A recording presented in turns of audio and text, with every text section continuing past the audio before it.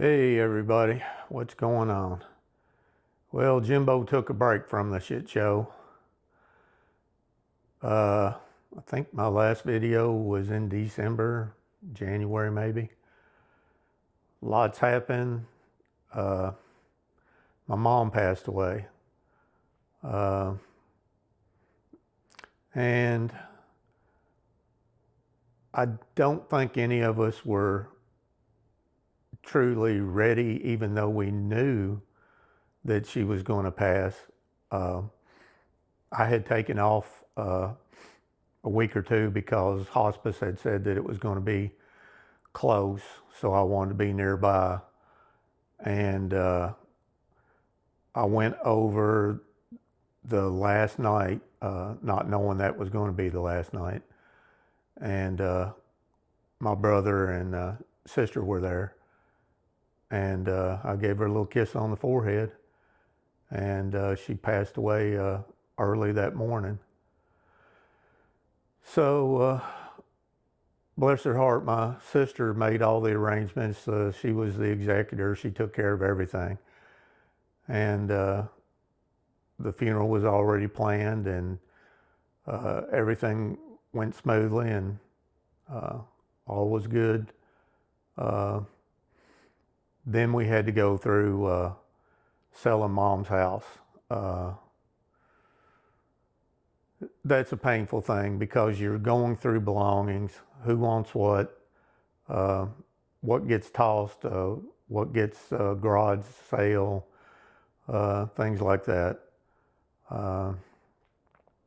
We made it through that, put the house up for sale, and we closed last week.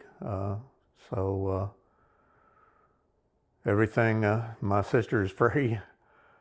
She's been dealing. Was actually in hospice for 2 years or more. She had dementia on top of everything else, and it was rough. So after I got home, I started thinking about, I'm 68. I want to retire. I wanted to retire. I just didn't know how to go about doing it. And a lot of people don't. I mean, when you're trying to make plans, just count on everything not going as planned. I would have liked to have retired sooner, but my home situation had changed. I've been separated, not divorced yet, but separated, and I have a child. And I just didn't know how that was going to work. So for almost 40 years, I drove a truck. And for 11 of those years, I was self-employed on my own truck. And then I went back to work for a company that I had worked for 10 years previous. And I put in another 11 years with that company. The last 3.5 years I have to say, were probably the most fulfilling of that job. I never would have done it if I had been married, just because of the requirements to do the job. And it was cool. I mean, I worked for the entertainment division of a trucking company, and we did tours, mostly country music. We did, actually, I did 6 months of AEW wrestling. We were on TV twice a week. I did a lot of different country music acts. I traveled all the United States, all the major cities, and we went to Canada, all provinces of Canada. So it was enjoyable. The difference being, when I was just a regular freight hauling truck driver, I just would pick up a load and deliver a load, and that's pretty much what it was, Monday through Friday, and get home on Saturday. With the tour deal, we actually went on tour. Our food was catered most of the time. Uh, with the wrestling, it was more like a sightseeing tour because we would set up the show when they were going to be there for filming. And once we unloaded, the sightseeing and the fun began. I saw a lot of the inner parts of the city, restaurants, tours. While we were in New York, we did the Statue of Liberty tour. We walked around downtown. We ate at authentic Chinese and Italian restaurants, and it was a good time. Things that I would have never got to do, just basically hauling freight. So I enjoyed that life. The best part of it was the relationship that you had with your team. It was a team of drivers. I think a 14 truck tour was the biggest one I was on, and I did a single truck tour a couple of times where it was just me. But the relationship you had with the other guys, they were like brothers. And then there were the crews that traveled with us, which were the sound engineers, lighting, roadies. All those people travel on buses, and they're on the tour also. So got to meet a lot of cool people and made a lot of friends. And most times I was the oldest on the tour. I even got more respect than I had gotten before. Just simple people looked up to me because they knew, hey, he's probably been there, done that. Which for the entertainment side, no, I really hadn't been there, done that. I was learning just like everybody else. So it was fun. It was a challenge. The last tour I was on was Hardy. And the last show was at Madison Square Garden, where we took our trucks right down through the middle of New York City through Times Square, and just happened to be that was the week that they were having all the people from around the world come for a meeting downtown. So all the roads were basically closed, and the president was there, and so security was crazy, and I was glad for that show to be done. I stayed in my truck a lot, but that was my last tour. When we're done with touring, you go back to regular trucking, picking up freight, delivering freight, and that went on until I got assigned to a new tour. And I was going to be gone 7 months on this tour. And yeah, we've got breaks in between. But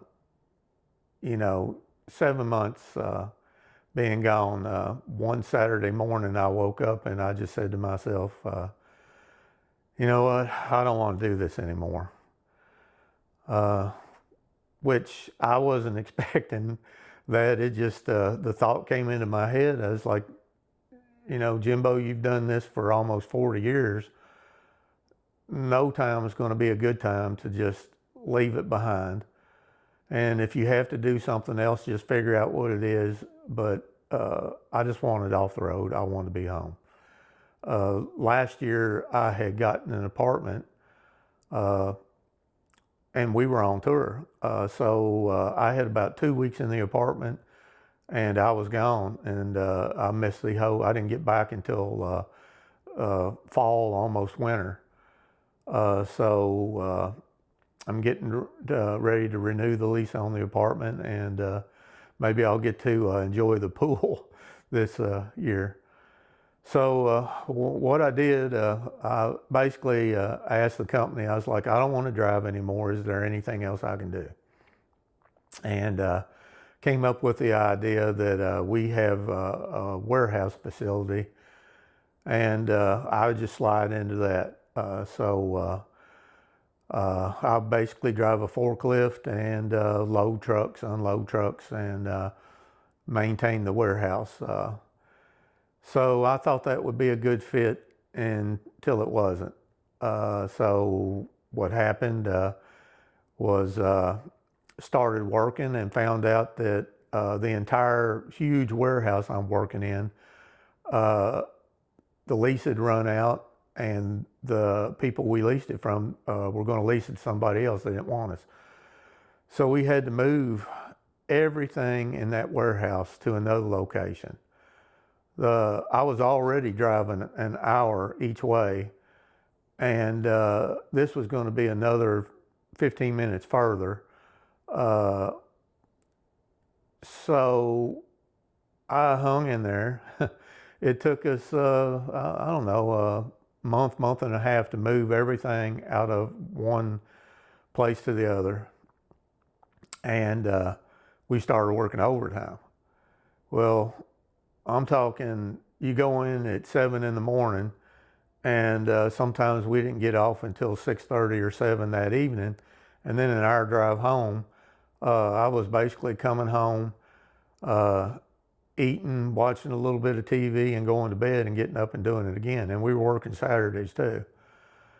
And I started thinking, I can't do this. I don't want to do this. This is worse than driving the truck. At least when I was on the freight hauling division part of it, I was getting home on the weekends. And on the tour part of it, at least I had the guys, and my days weren't, they might have been 12, 14-hour days, but it was just a whole different thing that I wasn't prepared for. I was working harder, it seemed, at the warehouse job and spending less quality time than I was in the truck. So I started thinking maybe retirement's in the future. And then we get to one Friday, we're working overtime, and we all carry walkie-talkies, and I heard them say over the walkie-talkie that they needed a load picked out of the warehouse and pre-staged at a trailer for Monday morning. And nobody answered the call, and I knew if I didn't do it that we were just going to be later. So I went up and I said, I'll do it. I've never done it before, but I'll do it. And it was pretty sketchy because it involved these long crates that were stacked 3 high. And you could only pick up 2 of them because the weight was so heavy that if you picked up 3, the lift truck couldn't handle it. It would flip it forwards. So when I went to pick the load up, I had picked a few of them up, and it was pretty sketchy. It was hard to steer, hard to control because of the sheer fact that it weighed so much. And I picked up this load, and I went to back out with it, and it started teeter-tottering, and the next thing you know, it flipped over. And so it was lithium batteries, and it was like these big crates of lithium batteries, and they were all over the floor. And I remember everybody came over there, and the embarrassment of you just messed up, on top of our company's big on safety. So I had to call the safety department. I had to file a report, and I just wanted to go home. So after I filled out the report, they finally just told everybody, okay, call it a day. And so that was on a Friday evening, and I got home and I was like, okay, I'm not going back. I'm retiring. So when Monday morning came, I sent a message and I said, I'm not coming in. When HR comes in, I'm going to call them and figure out my retirement. So I had 7 days left vacation. So I took those 7 days, uh, and then my last day of work was yesterday. Uh, so here it is, guys. Uh, I have not had that kind of free time. I mean, I've been on vacation before, but the first thing I was getting used to was sleeping all night, waking up the next morning. Instead of waking up at 4:30 in the morning and getting in the shower and going to work, I was waking up at 4:30 and thinking, I don't need to be up. And so I would, I'd come downstairs, fix my coffee, have breakfast, and try to figure out what I was going to do, which is a lot. When you retire, you've got things to think about. Okay, I've got a 401k. What do I do with that? That was the least of my worries. Insurance. So I had already signed up for Part A when I turned 65.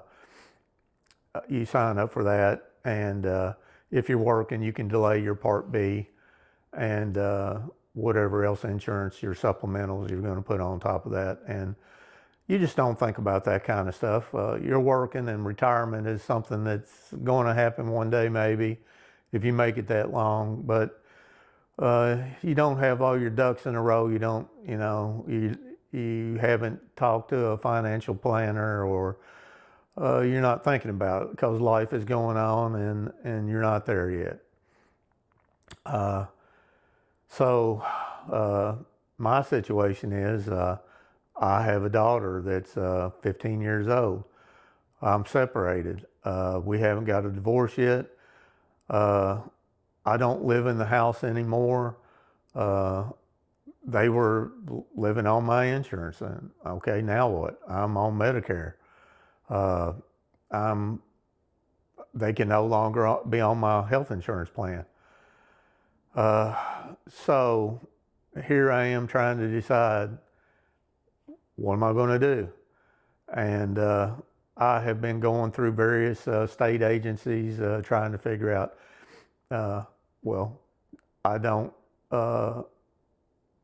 qualify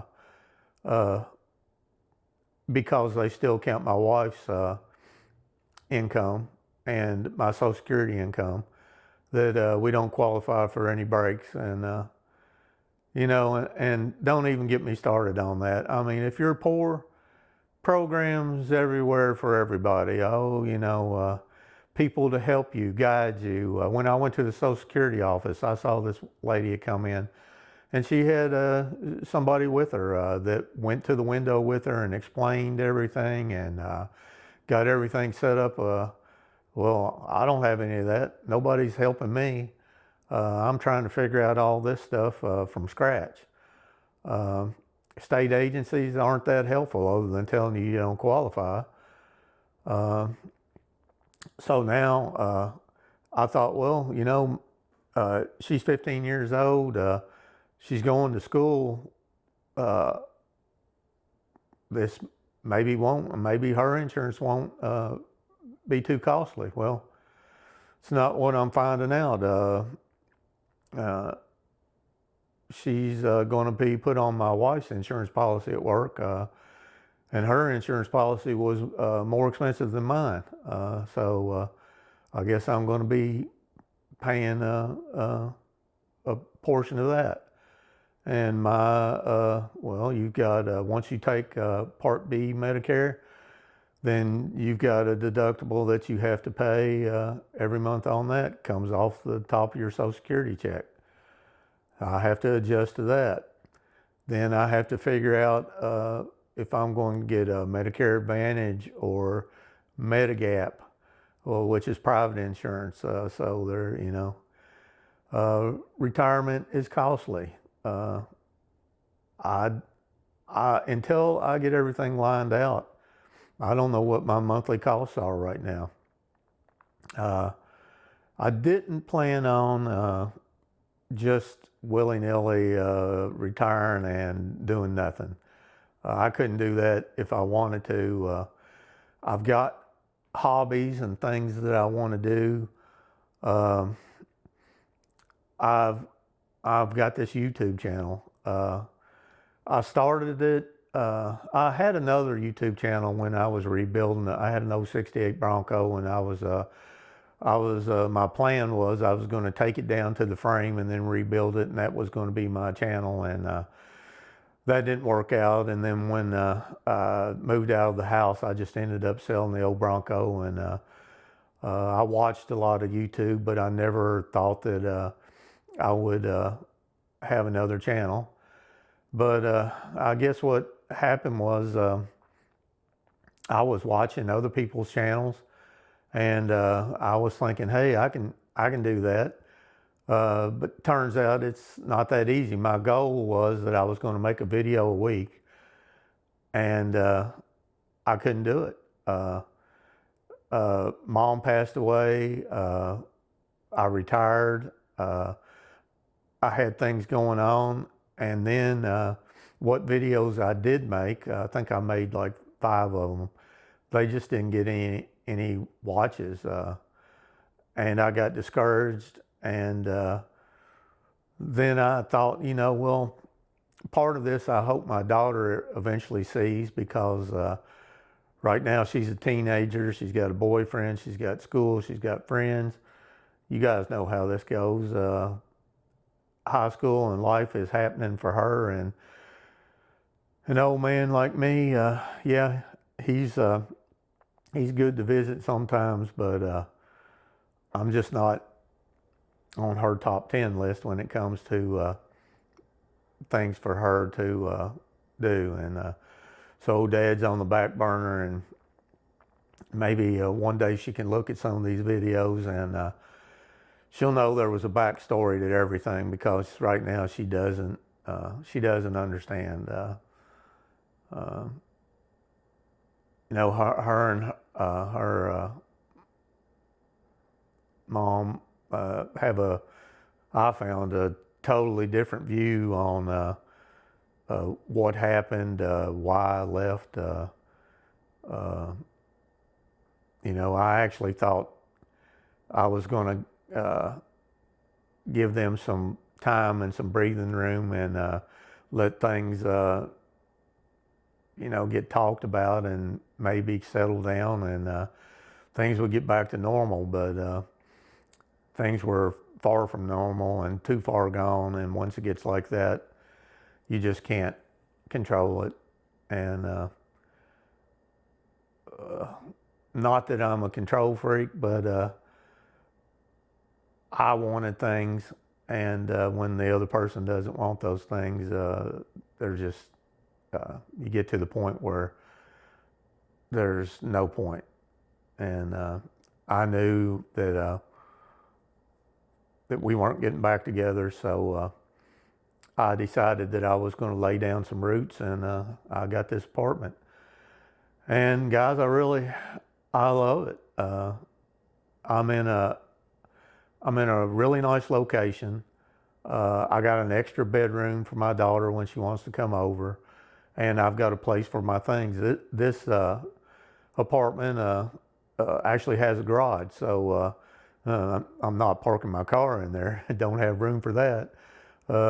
I've got a lot of my junk in there. I got my motorcycle in there. Some of my hobbies are vintage stereo equipment. I have a few different setups for my vintage stereo. I recently got a drone, so I'm trying to figure out how to do that. I got this YouTube channel going again. I hope that it picks up. I hope that people get interested and will comment and will like it.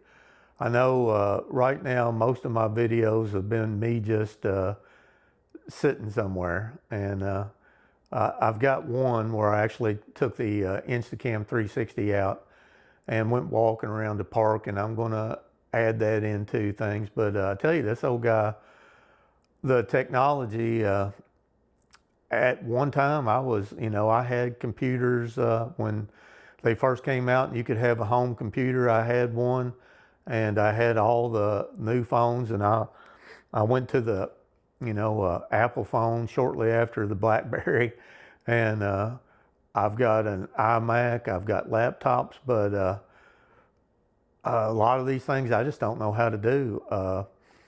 I I went and got a microphone. Instacam has a new microphone out, and I thought, hey, that would be great for my videos. But it sat in the box for a few days, and then I got it out, and I didn't know how to set it up, and I had to watch videos, and it didn't seem like there were a lot of videos on setting it up, and what videos they were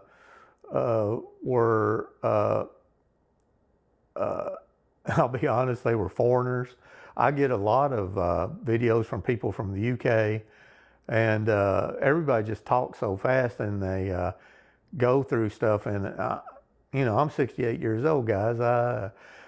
Most of my learning is by doing. If I watch a video, that's good. If I read something, that's no help at all. I usually have to do it and over and over again until I'm comfortable with it and I figure it out. So there's technology that I'll be using. Right now I'm filming all this on my iPhone. I'm going to be using the 360. I have a motorcycle that I did want to do some moto videos.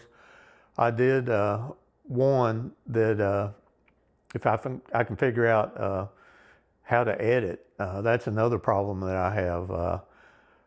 You make these videos and then if you have a mistake or they're too long or you want to add stuff in, it's just so complicated. I see why people don't do it, and I'd rather not do editing, but if I want to, make things look professional and I want people to watch, and I do, I'd like people to come and see where I'm at in life, and maybe we can help each other out because I didn't know some of these things that are happening to me now. I didn't see coming. I thought when I got married the second time that I was close to retirement and that she would still be working and I'd be a house husband and maybe have something part-time. But I've been out of the house for almost 4 years now, and I just stopped working my last day was yesterday. So one of the things I did, I kind of lost track of that. I was trying to find something that I could do maybe part-time and choose my own hours. So I'm going to do Amazon Flex. And I say I'm going to do it is because I signed up for it and then I was put on a waiting list. But that's okay. I can wait and kind of figure things out, because even that's not going to be easy. But it's kind of, delivery work. I've been doing delivery work in one form or another, for 4 years. I think I can get a little package to somebody's door. I'll be driving around in my car, and from the videos I've seen, you pick the hours and the days you want to work, and I would imagine come Christmas time, close to around there, is when I'll get called in, and once you get called in, you're off. You get accepted in, and I can kind of use that as a side hustle to make up for the money that I'm going to need for insurance. Right now, like I say, my daughter's 15, and I still am going to have to work, and insurance is a thing. Man, I wish they would figure it out, because that's your big expense. I know people are on fixed incomes, and they start looking at things and saying, okay, what can I do without? And right now I'm at the point where, okay, I got all this stuff, and you know, like right now, I've got YouTube TV. Uh, you know, that's almost $100 a month. Do I need it? There's only a few things I watch on it. When sports are on, maybe I'll watch some sports. I don't hardly watch local news anymore. Uh, I'm a news junkie. I watch a lot of news. I watch a lot of documentaries. Uh, I always say I learn more from TV than I ever did in school.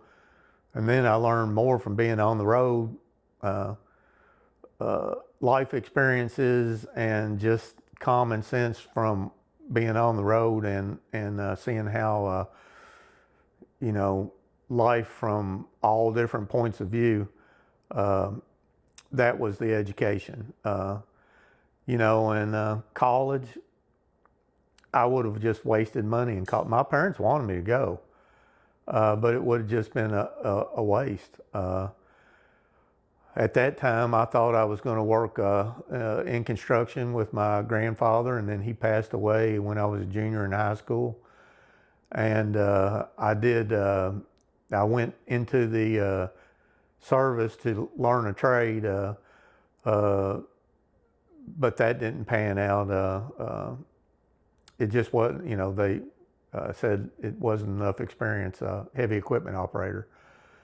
So I ended up getting in the trucking industry, and I adapted to that. And but you know, here's the thing: 40 years of that, and after that 40 years, I'm not rich. I will attribute two failed marriages to the trucking industry. I mean, you're gone all the time. You get addicted to the income. And yes, I made more money than I would have in a lot of other jobs, or jobs that I would have gone to college for. You know, I made six figures. And but when you're gone,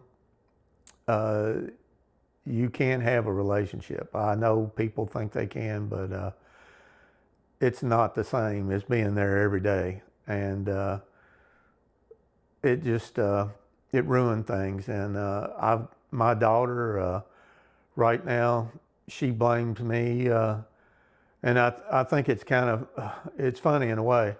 I worked to get things so she could not have to do without things, and she did. She got everything she needed. She did extra things that I could afford to give her, and I thought she was having a great childhood. But guess what?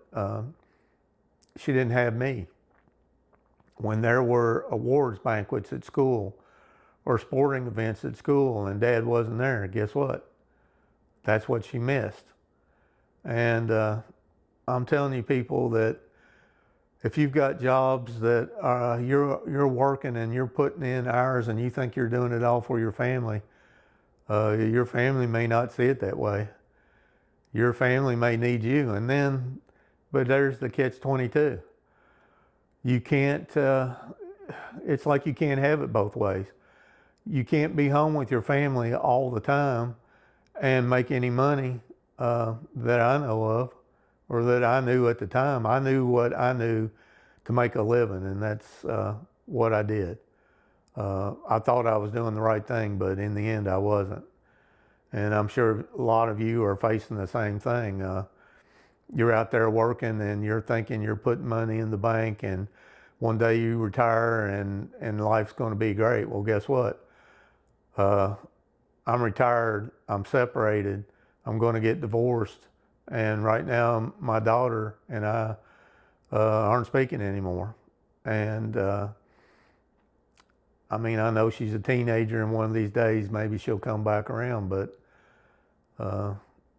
maybe she won't. And put that on me, but I don't know. How do you do, how do you guys do it? It seems like it's an impossible catch-22. You either make a good living for your family and you think that's what you're supposed to do. You know, I wasn't getting assistance from this group and that group, and asking for money from people. I was out there earning money and creating this life that I thought they wanted, and that wasn't it.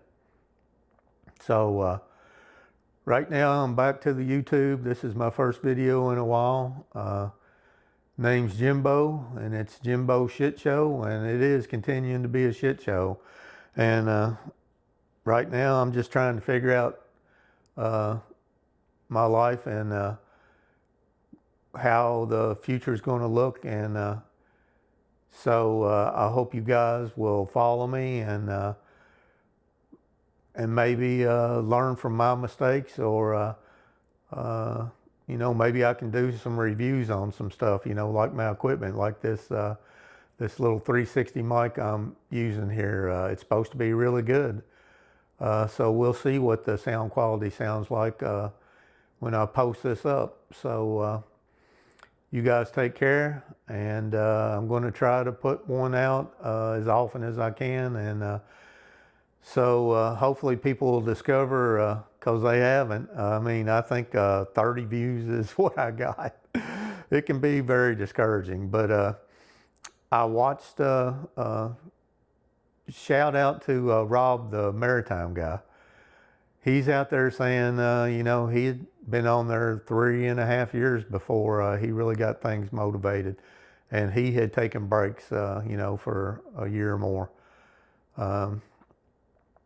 So hopefully it's hard. When you're retired, it's hard to get motivated, I found. I found this little cozy couch I'm on right now.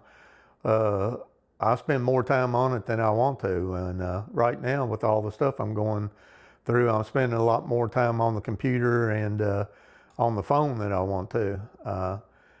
So I would like to get out and enjoy things, and I'll be glad when this Amazon gets rolling around and I know that I've got a little side income coming in. I've got things like my 401k. I'm trying to get rolled over into an IRA and get that money put away, and so I'm just trying to live life, and hopefully everybody's going to get their lives together, and hopefully everybody's, when they get to the end, they don't have regrets. I'm not saying I have, now I remember one time my dad said he would do it all over again the same way. No, I wouldn't. I'm sorry, the old man was wrong. There is so much that I've done wrong. And there's so much that maybe I can salvage and maybe I can't. So you guys think about that too. If there's things that you need to mend and repair, do it now. Don't wait, because it'll get to where it can't be fixed. And you know, that's the thing about life. There are so many ups and downs and so many unplanned things that makes life interesting, but I just wish I had done a lot of things differently. You know, 40 years down the road's a long time to figure out that everything you did was just not what was the best thing. I'm having a hard time dealing with that, you know. I mean, I took a 40-year career. I got out of the truck on my last run, and that was it. Me by myself getting in the car and coming home and calling it a career. Man, it's something hard to get used to. That I still get up and I drink my coffee in the morning and I think about what I'm going to do, and I'm just going to carry on, guys. And I hope that these videos get better. That's my intent. I would like every video to be better than the one before. So everybody, until next time, take care. And this is Jimbo out.